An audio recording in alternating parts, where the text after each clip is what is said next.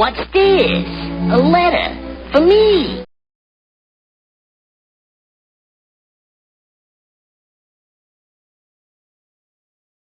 Welcome to another episode of Remember the Great Sports Through the Mail Thursdays. Today I'm going to share with you 3 recent returns that I got back in the mail and profile each of those individuals that signed autographs for me. So the first one is postmarked from the Atlanta metro area, and it is a return from former Atlanta Brave himself, Pete Smith, also with the New York Mets for a season, on 3.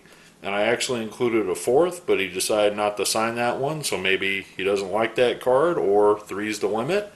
But very gracious to get Mr. Pete Smith back in the mail because I grew up watching him play when I was a kid. So let me tell you a little bit about Pete Smith and his career in baseball. Pete was a Massachusetts native that attended high school at Burlington High School in Massachusetts, where he actually pitched 2 no-hitters his senior year in high school. He was noticed on a nationwide level, and the Philadelphia Phillies selected him in the first round with the 21st overall pick in the 1984 Major League Baseball draft. He signed on June 14th to play for the Phillies, and he was immediately assigned to their rookie ball affiliate, where he would appear in 8 games, posting a 1.46 ERA in those 8 games. The following year, in 1985, he would be moved up to A-ball. He would post a 12-10 record in 26 games. Well, after that 85 season in the minor leagues with the Phillies, he would be packaged along with Ozzie Virgil to the Atlanta Braves for reliever Steve Bedrosian and Milt Thompson. The next year, in 1986, Pete would be assigned to the Braves minor league affiliate. He would appear in 24 games, but his record would slip to just 1-8 that year at 20 years old in 1986. The following year, in 1987, he would start the year out in their AA affiliate, but he would post a .500 record in 29 games, and the Braves would give him a September call-up on September 8th, 1987. Well, he responded really well in his Major League debut. He almost went the full 9 innings. He went 8 2/3 with 6 hits, 4 strikeouts, and just 2 earned runs. But the game, he had the closer come in and close the game out, but in his first Major League debut, he won his first game. He would stick with the Braves through the end of the 87 season, appearing in 6 games total, starting 6, posting a 1-2 record. Well, by 1988, Pete Smith was an up-and-coming prospect in the Braves' rich minor league system.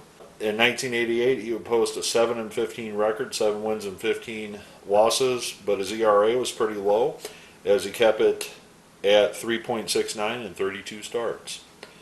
Well, 1989 didn't really progress the way that the Braves had hoped, nor I doubt Pete did either. His record slipped to 5 wins and 14 losses, and his ERA went up to 4.75 in 28 starts. Well, when 1990 rolled around, Pete had some arm problems, and he was limited to just 13 games with the Braves that year. The following year, in 1991, the comeback trail began for him, where he would post just 14 games. And by this time, the Braves were the powerhouse pitching staff that they had with Tom Glavine, Steve Avery, and John Smoltz, and Pete was in that mix as well.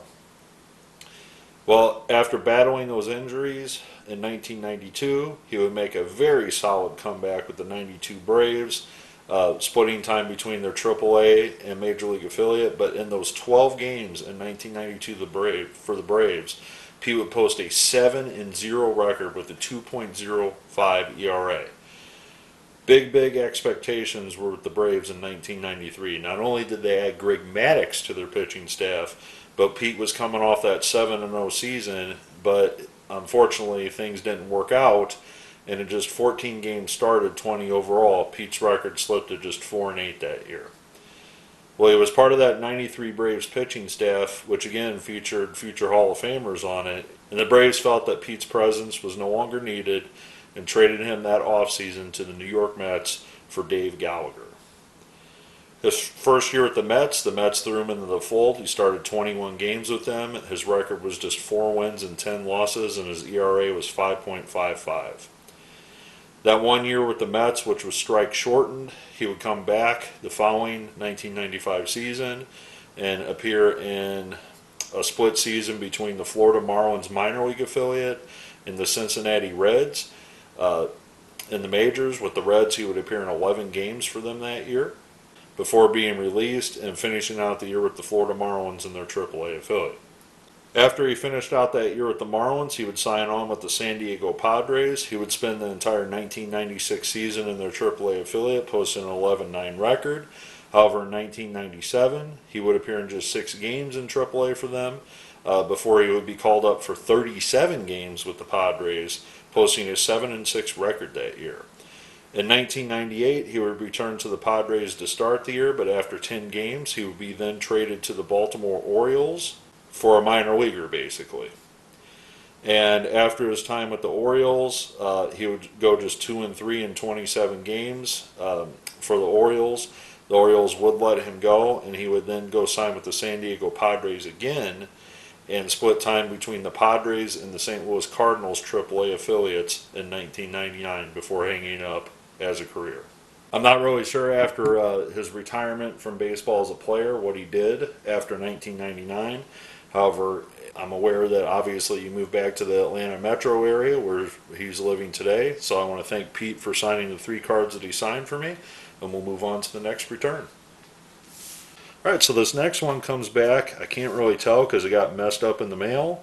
The cards didn't get messed up, but the postmark did. And it is a return from former St. Louis Cardinal / White Sox / Pirate / a few other teams, I believe, too. Jose DeLeon on 4 of 4. And Jose DeLeon pitched for the Cardinals, obviously, among some other teams that I just mentioned there, but I had all Cardinal cards, so I chose not to go through all my cards. I just came across these 4 and decided to send all the Cardinal cards to him, and he signed all 4 graciously. So let me tell you about Jose DeLeon and his career in baseball. Born in the Dominican Republic, Jose relocated to the United States and actually attended high school in New Jersey. He was selected by the Pittsburgh Pirates in the 3rd round of the 1979 draft. After he signed with the Pirates, they sent him to their minor league affiliate at just 18 years old, and for the rookie ball affiliate, he posted a 2-4 record in 1979.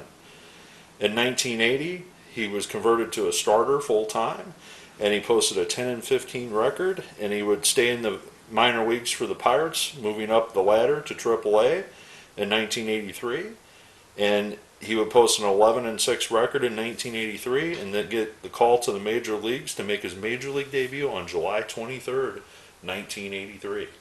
Well, like Pete Smith, Jose DeLeon was lights out that day. He pitched 8 full innings, only surrendered 4 hits, struck out 9, only walked 4, and gave up 2 earned runs to get the win for the Pirates that day.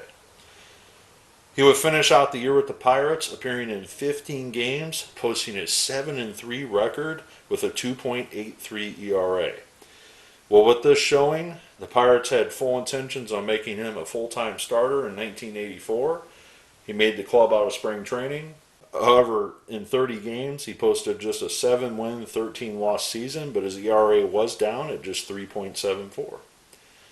1985 rolled around, and as I say in a lot of my videos, the wheels kind of fell off. Jose appeared in 31 games, 25 as a starter. However, his record went south really fast, and he got just 2 wins and 19 losses that year for the 1985 Pittsburgh Pirates. Jose actually led the league in losses that year, which is not a pitching stat that you want to lead the league in, that's for sure. Well, trying to bounce back from that horrendous 1985 season, Jose would start the 86 season with the Pirates, appearing in 9 games primarily out of the bullpen, posting a 1-3 record. His ERA jumped, and the Pirates decided to trade him to the Chicago White Sox mid-season, and he would finish out the year with the White Sox, posting a 4-5 record, and his ERA was just 2.96. Well, the following year, the White Sox were happy with his tenure in 1986, so in 87 they made him a full-time starter again. He appeared in 33 games, starting 31 of those, posting an 11-12 record. Well, after the completion of the 87 season, he was traded by the Chicago White Sox for Ricky Horton and Lance Johnson, so this is how Lance Johnson became a part of the Chicago White Sox organization, which Lance Johnson was a big part in the early 90s of the Chicago White Sox. So in 1988, the first year in St. Louis, Jose actually posted a 13-10 record in 34 starts. The following year in '89, he posted a 16-12 record that year with the Cardinals. Well, that next year in 1990, he would win just 7 games for the Cardinals, and that ugly, ugly number would return, and Jose would lose 19 games again for the second time in his career in one season. So a lot of people talk about 13 being their unlucky number. 19 was this guy's unlucky number. After that 1990 season where he lost 19, he came back in 1991. He started 28 games for the Cardinals, posting a 5-9 record, but his ERA was down to 2.71. The following year in '92, things started going south again, and after a 2-7 record in 29 games, the Cardinals decided to trade him before the end of the '92 season to the Phillies. This would turn out to be a good move for Jose because he would wind up being part of that 1993 team that would eventually go to the World Series. However, he did not go to the World Series with the Phillies that year because on August 10th, 1993, he was traded to the Chicago White Sox. So the White Sox brought him back to finish out that '93 season, and he actually appeared in 11 games out of the bullpen, posting a 1.74 ERA. 1994 rolled around, the strike-shortened season. He would appear in 42 games for the White Sox, his second stint with them, posting a 3-2 record. The strike-shortened season, he was still invited back to the White Sox at 34 years old. In 38 games, he had a 5-3 record. However, the White Sox decided to trade him on August 28th to the Montreal Expos. He would finish out the year with the Expos, appearing in just 7 games, and that would be the end of Jose DeLeon's career in baseball as a major league pitcher. Jose DeLeon has a ton of cards from the junk wax era. One thing I do want to point out, there is another Jose DeLeon that played during the 2000s and is still active today, I believe. He might be a free agent, but he played for the Dodgers, the Rays, on down the list. I can't think of all the teams he played for, so do not confuse him with this Jose DeLeon if you're going to order some cards in the major league. So there's tons of cards out there. I, again, just chose to do Cardinal cards this round. Very happy to add Jose to the collection because I guarantee I probably went to one of the games he pitched in when I was a kid growing up. So we'll move on to the final and last return. All right, so this final one I'm excited to share with you. And I always go back to my all-time Orioles card, and that is a return from Orioles pitcher Mark Williamson on 1, 2, 3. But here's the unique one that I'm going to share with you guys, is the no-hitter card from '92 score of Mark Williamson that I already had Greg Maddux and Bob Milacki on. So before I did my channel, I got Bob Milacki and Greg Olson to sign this. Unfortunately, I never got a chance to get Mike Flanagan before he passed away in 2011. So I was looking at the card and I'm like, why don't I just send that to Mark and see if he'll sign it for me? So lo and behold, Mark was nice enough to sign that. He even pulled out the blue Sharpie to match the ink on all these, which was really nice of him because as you can see, he signed in black on the other cards. So I'm very happy that he went out of his way to find that blue Sharpie fine tip or whatever that is to finish that card off for me to the best it can be finished, because that just looks super cool with all 3 of their signatures. Like I said, unfortunately we won't be able to get Mike to sign that. So let me tell you about Mark Williamson and his career, and we'll talk about that no-hitter in a second here as well.